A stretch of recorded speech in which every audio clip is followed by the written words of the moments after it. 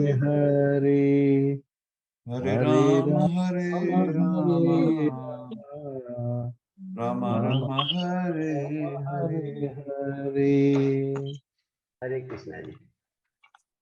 Ji thank you Goyal ji, thank you. Hare Krishna. कल आप लोगों ने 19वां किया था ना, 19 20 21 हमने कल किया था 21 तक, 21 20 तक। 21। जी जी जी जी। हाँ, प्रकृति, पुरुष और चेतना, कॉन्शियसनेस, इसके बारे में भगवान बता रहे हैं। 19वां में भगवान ने बोला है कि इस सब चीजों को समझने के लिए सिर्फ मेरे भक्ति मुझे समझ सकते हैं, और जब वो समझ जाते हैं, भक्ति के द्वारा ही मुझे समझना आसान है, नहीं तो बहुत ही मुश्किल है इस चीजों को समझना।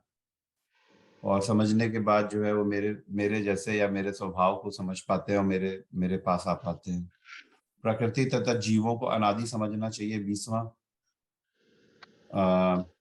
अनादि मतलब कि इनका कोई बिगनिंग नहीं है, या बिगनिंगलेस, सनातन है। और उसके बाद 21वां था, प्रकृति समस्त भौतिक कारणों तथा कार्यों के कारण कही जाती है, और जीव इस संसार के विविध सुख को भोगने का कारण कहा जाता है। प्रकृति इस भौतिक मटेरियल वर्ल्ड का जो है का कारण है, और जीव जो है ये जो विभिन्न मटेरियल एनर्जीज हैं इनको भोगने का जो काम करते हैं वो जीव करते हैं, हम लोग करते हैं। आज हम लोग 22वां करेंगे, 22वां, 23वां, 24वां। जी मोहन जी, 22वां प्लीज। या गुड मॉर्निंग। पुरुषः प्रकृतिस्थो हि भुङ्क्ते प्रकृतिजान् गुणान् कारणं गुणसङ्गोऽस्य सदसद्योनि जन्मसु। 21 जी 22 22 जी जी जी। इस प्रकार जीव प्रकृति के, तो जैसा कि लास्ट वर्स में उन्होंने बोला है कि जो है भौतिक प्रकृति, समस्त जो मटेरियल वर्ल्ड चल रहा है इसके समस्त कारणों, इनका कारण है प्रकृति, और जीव जो है उनको भोग रहे हैं उसका कारण है। और इस प्रकार से जीव प्रकृति के तीनों गुणों का भोग करता हुआ प्रकृति में ही जीवन बिताता है। जो प्रकृति के 3 डिफरेंट नियम हैं या 3 गुण हैं उनको भोग करता है और इसी में बिताता है। यह उस प्रकृति के साथ उसकी संगति के कारण है। इस तरह उस उत्तम और अधम योनि मिलती है। जो 3 तरीके के डिफरेंट डिफरेंट गुण हैं, राजसी, इग्नोरेंस, गुडनेस और पैशन, तामसिक जी। तो इन तीनों को उसके कर्मों अनुसार और उसके इच्छा अनुसार वो इस तरीके के प्रकृति के जो है संग में वो रहता है, और इसी संग के कारण उसका जो है आगे का जीवन जो है उसका निर्धारित होता है। तो एक तो इसका रीजन ये है कि हमारे पिछले जन्मों के कर्म है या प्रारब्ध है, और दूसरा ये भी है कि हमारा जो है हमारा कॉन्शियसनेस क्या चीज चाहता है। जो चीज हम चाहते हैं, लॉ ऑफ अट्रैक्शन अगर वेस्टर्न वर्ल्ड में कहा जाए, जो हम चाहते हैं उसी तरीके का हमको प्रकृति का संग मिलता है, और उसी संग के कारण हमारे को जो है अगली बार की योनियों का जो है निर्धारण होता है। It will be decided, like yoni, all the next birth will be decided based on that प्रकृति का जो संग हमने इस लाइफ में किया हुआ है। ये 22 23 23 उपद्रष्टानुमन्ता च भर्ता भोक्ता महेश्वरः परमात्मेति चाप्युक्तो देहेऽस्मिन् पुरुषः परः।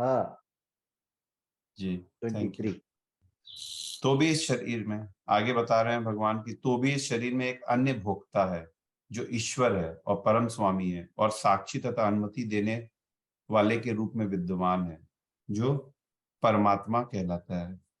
ये हमने कई बार पढ़ा है और हम लोगों ने डिस्कस किया है कि जो है हमारे शरीर के अंदर दो दो एंटिटी है, एक आत्मा और एक परमात्मा, या एक ब्रह्म और एक परम ब्रह्म। तो एक तरीके से जो है हम प्रकृति के 3 गुणों के द्वारा जो है कठपुतलियों की तरीके से नाच रहे हैं। दो थोड़ा सा हमारा स्वतंत्रता या सूक्ष्म स्वतंत्रता या माइन्यूट इंडिपेंडेंस है, इसके कारण हमको जो है अगले, जो कि लास्ट में बोला कि अगली योनियां निर्धारित होती हैं, बट रियल मायने में जो हमारे शरीर के अंदर जो भगवान है वही भोगता है और वही सब कुछ करवा रहे हैं। ठीक है, और वही अनुमति देने के रूप में विद्यमान है। चलिए अगला प्लीज 24। या एवं वेत्ति पुरुषं प्रकृतिं च गुणैः सह सर्वथा वर्तमानोऽपि न स भूयोऽभिजायते। जी थैंक यू मनु। फिर आगे भगवान कह रहे हैं, जो व्यक्ति प्रकृति, जीव तथा प्रकृति के गुणों की अंतःक्रिया से संबंधित विचारधारा को समझ लेता है, उसे मुक्ति की प्राप्ति सुनिश्चित है। उसकी वर्तमान स्थिति चाहे जैसी भी हो, यहाँ पर उसका पुनर्जन्म नहीं होगा। तो एज वी ऑल नो कि गीता का जो सार है, गीता का सार कई लोग कहते हैं, आप लोग पढ़ा मिलेगा कि गीता का सार कर्म ही पूजा है। ऐसा कोई सार नहीं है। गीता का सार जो है मुक्ति है। एक्चुअली जन्म मृत्यु से जो है छुटकारा पाना, भगवान के धाम को लौट के जाना, या जिस भी तरीके की मुक्ति की हम आकांक्षा करते हैं वो उसको प्राप्त करना है। उसी को बता रहे हैं कि जो व्यक्ति जीव तथा, और ये जो इसको प्राप्त करने का एक ही तरीका है, जब हम जो है भगवान, आत्मा, प्रकृति, परमात्मा, ये सबको जो है समझ पाए, जो कि इन्होंने पहली लाइन में बोला है। और जब हम इस ज्ञान को समझ पाएंगे, इस प्रक्रिया को समझ पाएंगे, इस विचारधारा को समझ पाएंगे, तभी जो है हमारी मुक्ति हो सकती है। और इस चीज को जानने के बाद हमारा पुनर्जन्म नहीं होगा।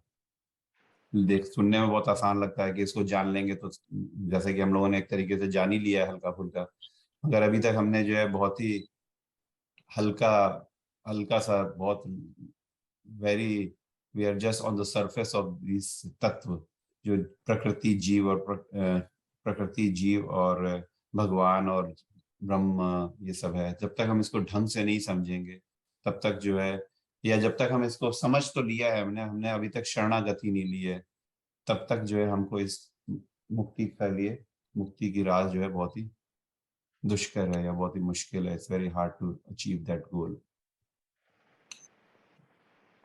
ठीक है, चलिए मैं खत्म करता हूँ। किसी कुछ ऐड करना है?